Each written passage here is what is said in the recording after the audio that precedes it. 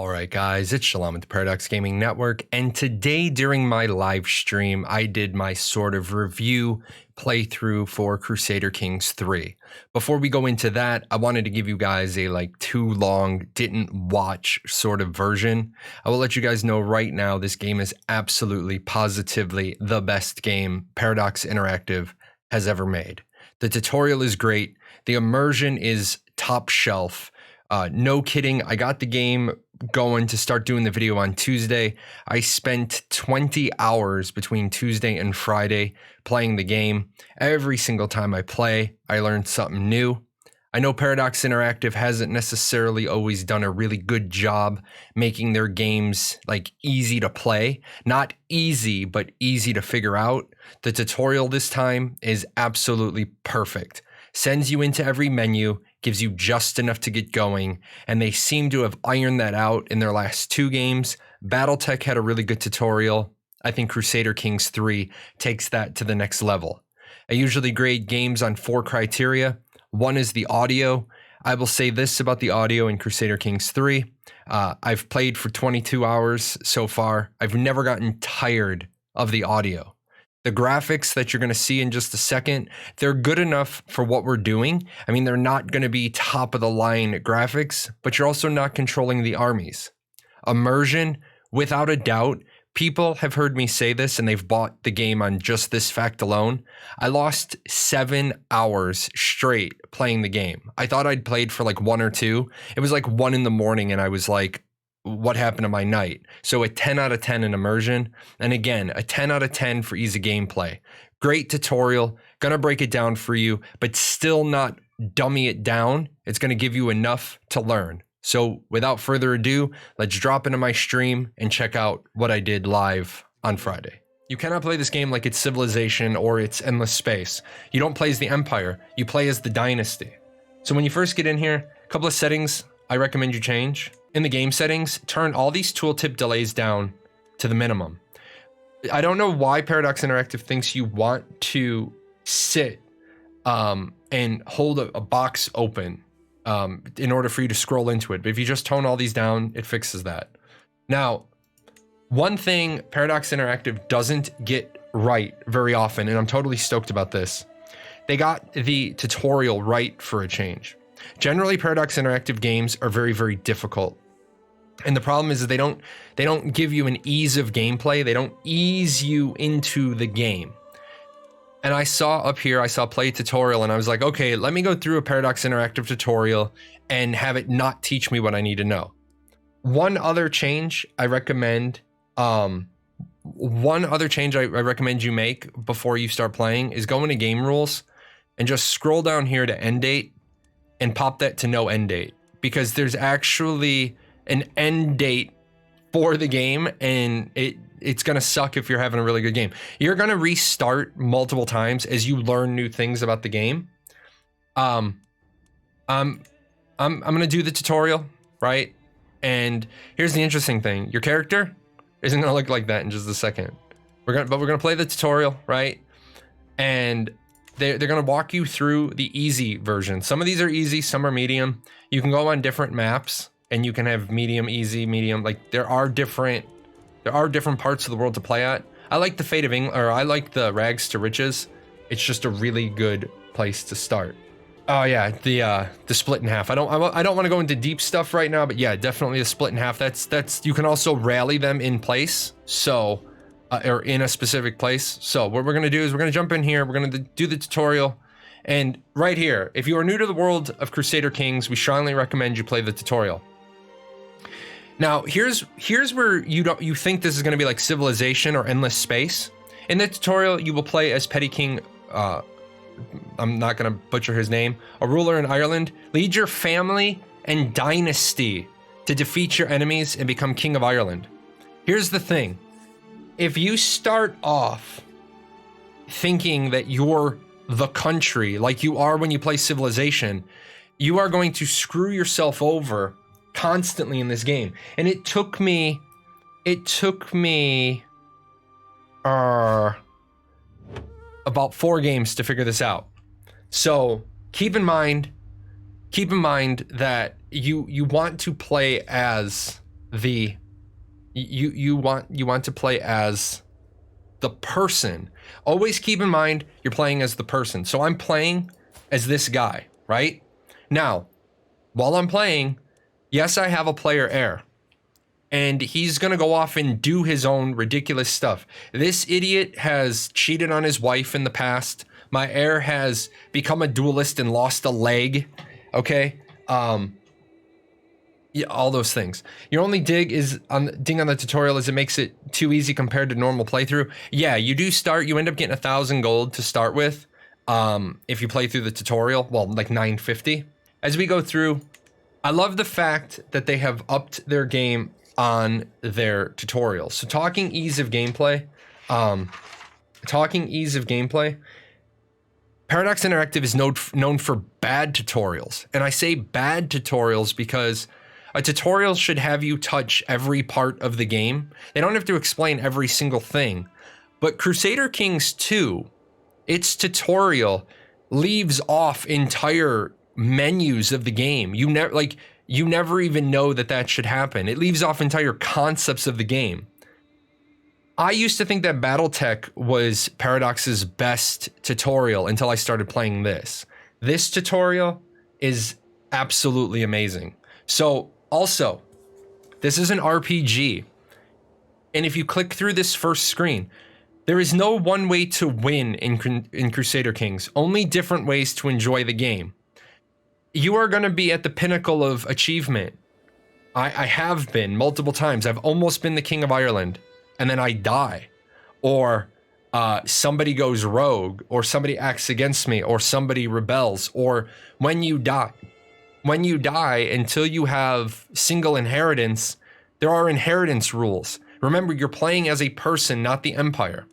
So basic move arounds, right? Basic move around stuff. When I changed those settings, if you don't change the settings, you have to let this bar fill up. I don't know why I'm pointing at the screen. You can't see it. You have to let this bar fill up, and then you can move in here to check other things. Set all those settings down to 0.25 seconds or whatever. You can just move right in here. Okay. And yeah, some of it's going to be like the easy stuff. You're like, come on, I know about pausing and unpausing the game. Don't just hit next. There's a lot of little bits and pieces. Like, it's going to tell you, sometimes you need to see blue highlighted text. Yeah, you need to come in here. Sometimes it's going to give you a piece of information, and you need to know that stuff. Now, this one is, hey, neat, good job. So, as you move on, it's going to walk you through every single piece that you need to see the first time. Don't just blitz through the tutorial. I know you want to get onto the fun. Crusader Kings is a kind of game, if you don't know what they're showing you, you don't know where to look for stuff, you're gonna have a rough time. If you're used to playing games like Civilization or Endless Space, where you can just declare war on anybody you want, you can't. You have to have a reason to go to war. So I have the title to the Kingdom of Munster. Okay? But unfortunately, I don't have current rule over Desmond. So what I have current rule over is Thormund, which is here, and the portion of Munster that I control is outlined in white. I also have claim to the entire country. I have claim to the country of Ireland. But for some odd reason, well, not odd reason, but the way it's done is I have claim to all of Ireland, but I don't have claim to any of these earldoms or any of these kingdoms. I can't just declare war on them, even though I have the right to rule all of Ireland. So you can't just go to war. You need a reason. So as we go through, it's going to tell you about ruling over others, your personal domain versus their domain versus, like, this guy. He rules Ormond. He's my vassal, so I get control over control of him. Now, people are like, well, how does this relate to Ashes of Creation? Why should I want to play this? Because this is that whole node system, parent vassal system. This is where you're going to get a really in-depth education on. the vassal system from Crusader Kings. And then click on your character. Here's the other thing. You have stats. They're always randomized. Every stat, every heir, everything that you have, it's always randomized. When you start as the ruler of Ireland, he's always strong. He's always strong martially, because they want you to start the game as a guy who wages war. You don't want to have every single character you play always wage war. So make sure you learn these things, and then it's going to walk you through some other bits and pieces. You also, in Crusader Kings II, these things didn't really matter. Temperate, wrathful, and impatient, they didn't really matter. They definitely matter in Crusader Kings III. I love what they've done with the decision making. These event boxes are going to pop up. You have to make a decision, and if you like, right now I'm wrathful, so I can execute prisoners. I can sentence people to death, not suffer any stress. If I let criminals not hang or not burn, I'm going to incur stress because I'm wrathful. Like, people who wrong me, I want to avenge. I want to avenge the people who've wronged me. And then you got to be careful. You got to be careful who you're doing business with.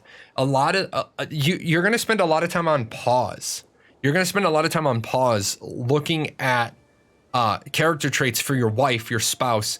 You're going to spend more time making political marriages than you are fighting. And that's what you're doing while you're waiting for gold to generate. And then players' opinion of you. Like, my son is, I'm his father, so I automatically have a 50, I have a 50 bonus opinion. And all these things were the same dynasty, the same, his personal standing, but his personal diplomacy is -6 against me. For whatever reason. Why specifically does he, what's his personal one against me?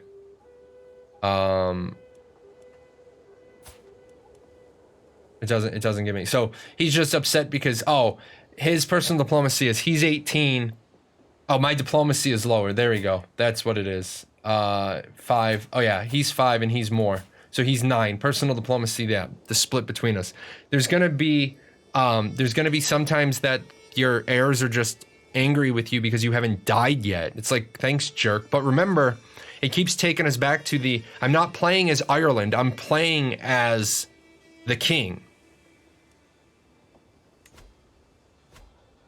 Let's see. Oh, gold. Yeah, I recommend you start in the tutorial for the first couple of times because you get the higher amount of gold. When you start in the normal game, you don't have this much gold. You will never have enough gold ever, unless you do the wandering lifestyle. But this isn't a how-to. This is just a get your palate, like, you know, get you salivating for a game that's going to give you some distraction. All these resources are important. I'm not, like I said, this isn't a how-to, but you want to make sure you read all these resources. And then lifestyles. The cool thing is, this guy starts with a full chain done, but you don't have a perk point to buy the last one. But this is very important. How do you rule? How do you how do you grow? Like I said, the King of Ireland always starts military. And then, are you going to be going out and leading your people personally? Are you going to be leading the armies? Do you want to be a good fighter in and of yourself? Well, I have found that if you don't take chivalry focus on this guy, he tends to lose damn limbs, because he's going to be your best commander. Here's the trick. You have no idea what your son and heir is going to be. Each time you're a new player, and all of everybody is new. I've had him as a diplomat. I've had him as my son has been a warrior as well. But we just keep moving on, just to see other parts of the game. Open you want to make sure that we keep our son nice and happy. I don't actually want to do this, but the game gives you the gold. It won't move you on in the tutorial. It won't move you on in the tutorial until, see, it's grayed out right here. I don't want to give him 50 gold because he already likes me at 74. I don't need to send him gold to get up to 10 more. But the game says, I gave you 1,000 gold, you'll spend it how I tell you. So now, happily over here, I paid 50 gold to have him have an 84 with me. Congrats. And then here's the part, you know, here's the part. Let's talk about your dynasty. As the game goes on, unless your character meets with untimely accident or terrible disease, they will grow old and eventually die. There's nothing you can do to stop this. I am 39 years old at the start of this game. The number in front of the heart will tell you their age and how they're feeling. It's only game over if you don't have an heir of your dynasty. As long as you have heirs of your dynasty, your legacy will live on. When your player character dies, you simply start playing the player heir. Okay, now here's the rough spot. Your heir, until you change the rules of your society, especially in Ireland, it's different all around the map. Every time, like, this is a game that has multiple games inside of it. As you move around the world, different societies have different laws of succession, different rules, different who can do what. In Ireland, all of my heirs split my titles and lands equally. So some people would say, well, the best way to stop that then is don't have any children. Or don't have more children with the king, only have children with the heir. Well, it doesn't matter because you have four heirs at all times. Like, it'll show you the next 4 steps. It always gets broken out among all of your heirs when you're Irish. So it's going to show you the laws of succession. You come over here to realm succession. Here's my heir, right? So he's going to get stuff, but he's not going to inherit everything. He's only going to inherit my titles. As soon as I have another one, the other one's going to get some of it. He's going to get the biggest. My primary heir is going to get the biggest. Everybody else is going to get some. Now, here's the thing. It wants you to find yourself a spouse, right? And again, I can't move on until I do this. So I'm not looking for an amazing spouse because I just want to get through the tutorial to talk about the game review and about why you want to play this thing. So right click your character, find spouse. Now, this is amazing. I love this. Ready? I love this. You have so many options and so many things are going to change from just this one decision. Okay? You have all of these people. You can sort them by relevance. You can sort them by alliance power. Do I want to have my 39-year-old king marry a 10-year-old? No. Let's do an age difference of 10 years. Okay? So now it's gonna take out anybody that's not plus minus 10.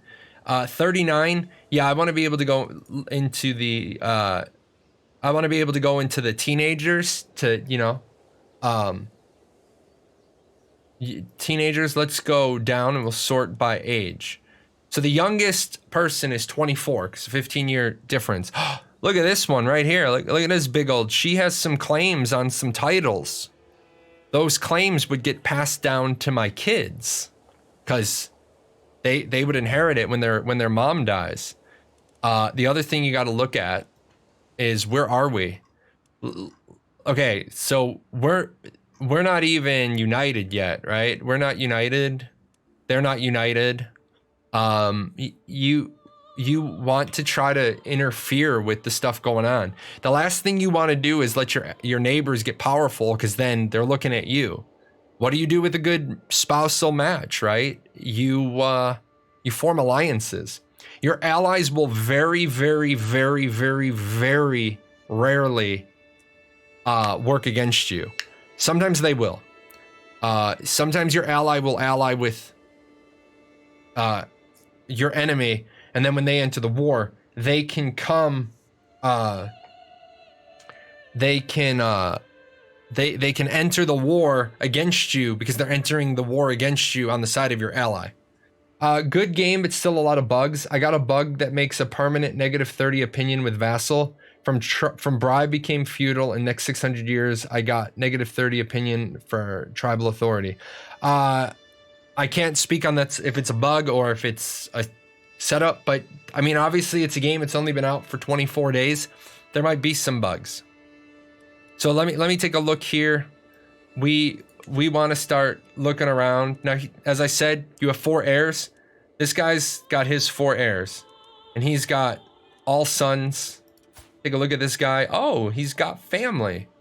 He's got an unmarried 24-year-old daughter who's also Catholic, and she's Welsh.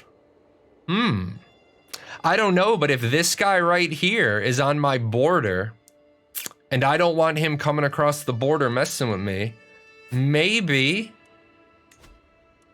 Oh, maybe we're going to...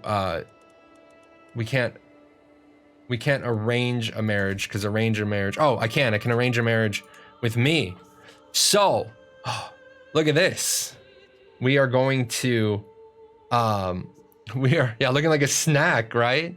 We are going to do this. His military strength is far superior to mine. He has 6 knights. He has 6 knights. I have 6. I only have 595 foot soldiers. He has 1,100. So I don't want this guy. I don't want this guy deciding that anything in Ireland looks good to him, right? So I'm gonna, you know, look. I'm gonna get some prestige because I'm marrying into a noble house.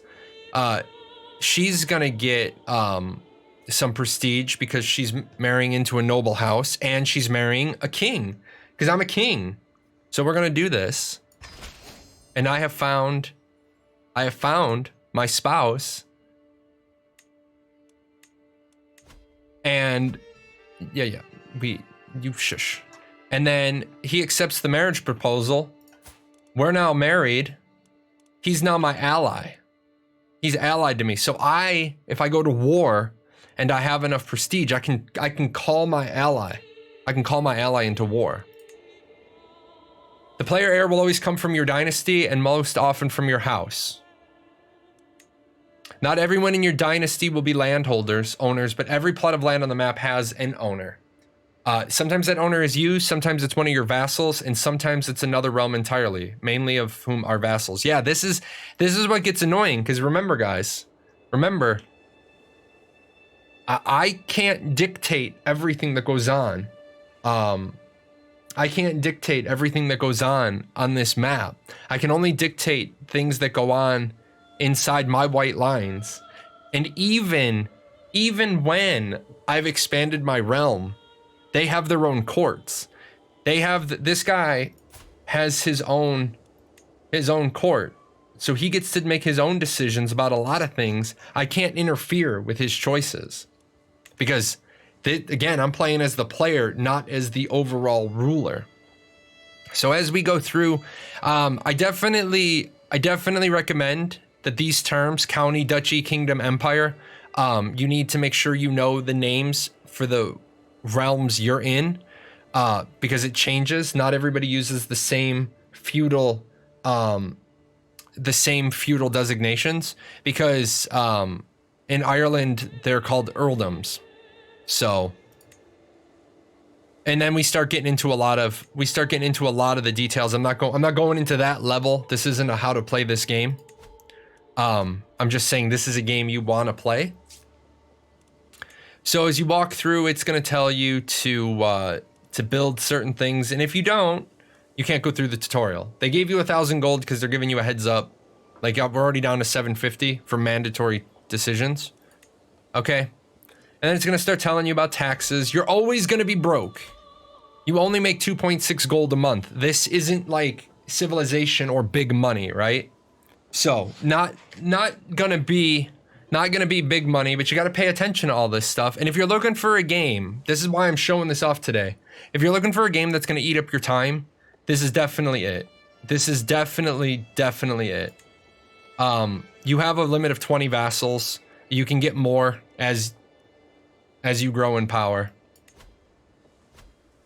Yeah, some things will only affect your domain, while some infect your entire realm or the duchy.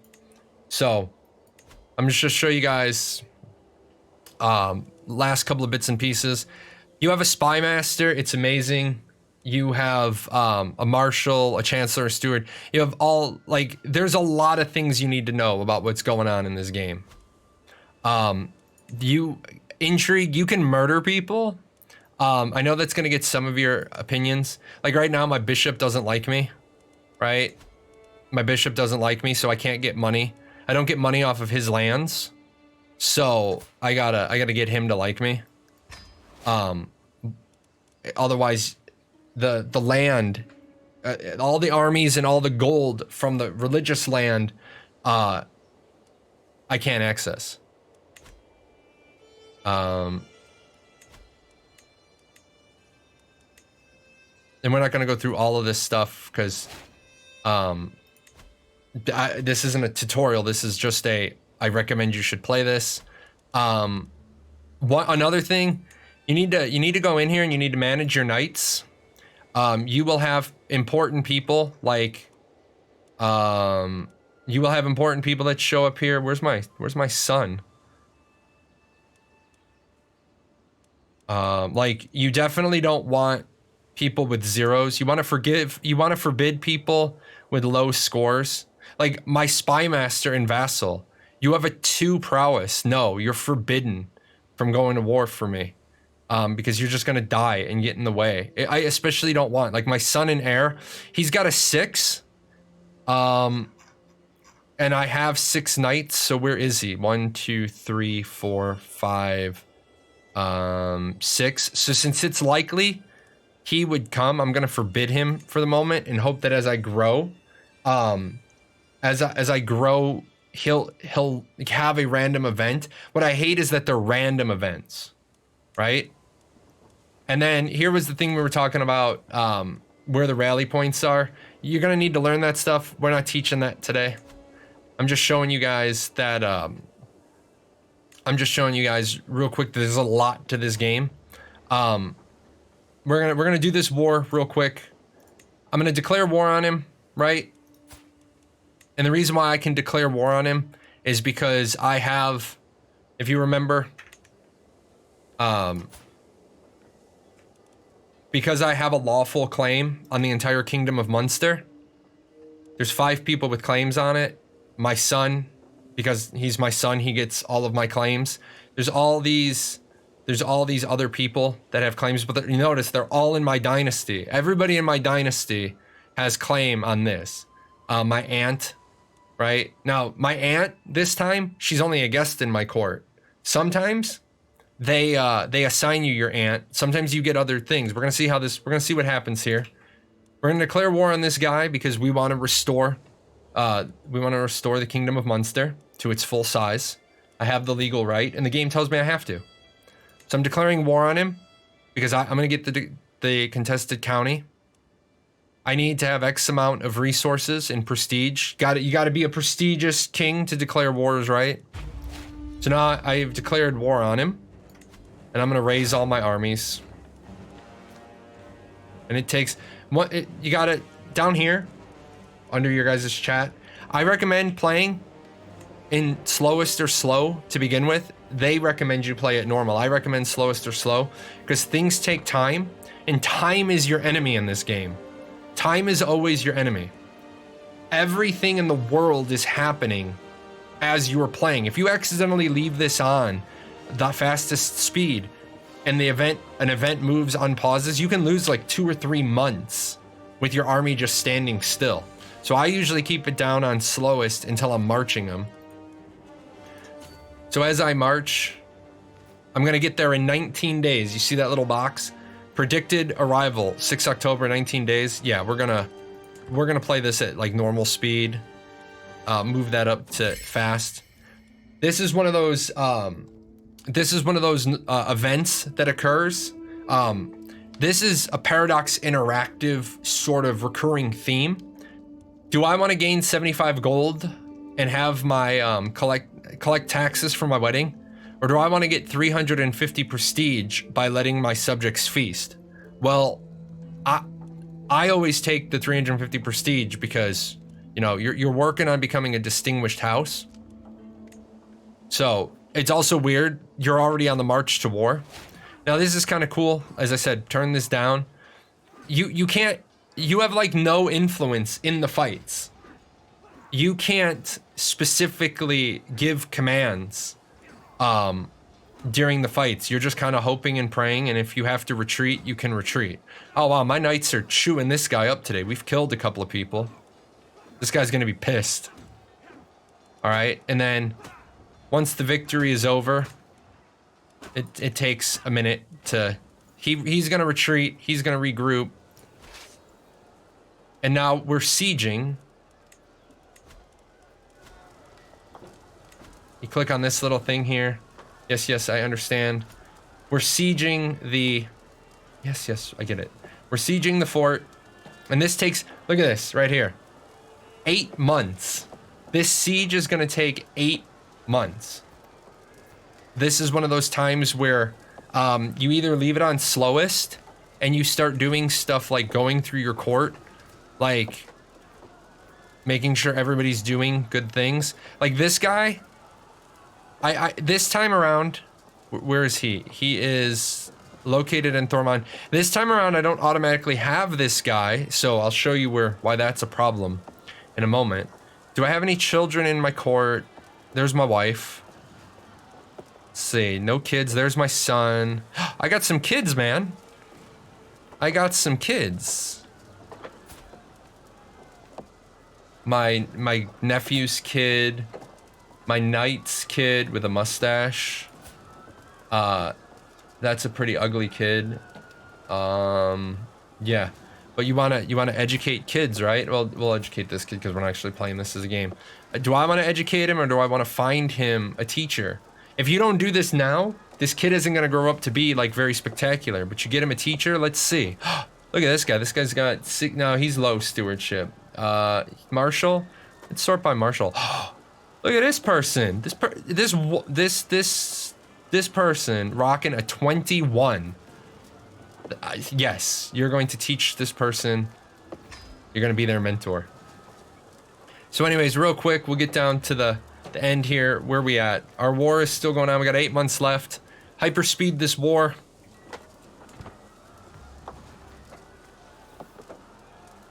Like I said, you generally don't want to do this because you want to be doing other stuff. You want to be managing the rest of the court while the war is going on. But we get to, we took an heir hostage. That's a good thing, but totally random. Totally random. But, see, I told you don't want to have that on fast. I hit on pause, and time was flying. Your war score is at 100%. I can enforce this guy's claim. I'm gonna get even more prestige. Congratulations on my victory. Thank you. Now, here's the thing. It's gonna pop up these things at the top of the page. All the things that you should be paying attention to. The game constantly unpauses itself, so always make sure the game is paused while you're just looking around. Now, I'm not endorsed by my bishop. I've got somebody who wants a council position. I've got family members that can get married. But here's what I can't do. Sometimes, this guy right here, okay, he has claims that he can press up here. Sometimes the game automatically assigns you, sometimes the game automatically assigns him to your court or the Desmond court, and when you take over Desmond, you get his claims. If I want to press his claims, I have to pay him 185 gold to join my court. No thanks.